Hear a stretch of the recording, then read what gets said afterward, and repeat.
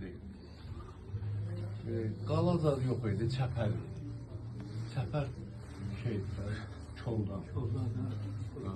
Oraya kesip, orada da bir daha böyle aerodrom köpke koyan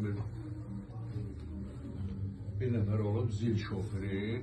O vaxt zil şoförü yaxşı pul qazanır, böyle. Özü baxdığımda ama başını ləzzətini ancaq. Ala, nə bilim.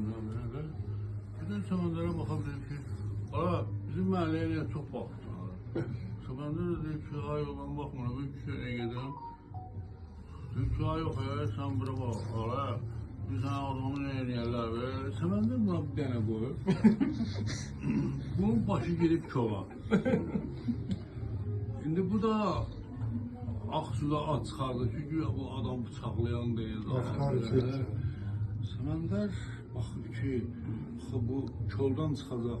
Koldan çıxacaq, yüzladı, şırıqlanıb belə, kol cırıqlandı. Çıxan kimi qaydı, Səməndər qaydı ki, sigaretin verin mənə.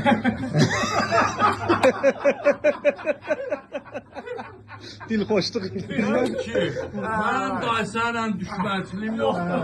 Barış gerek. Sənin olan şey değil bu. Barış gerek. Barışmağın bir yolu.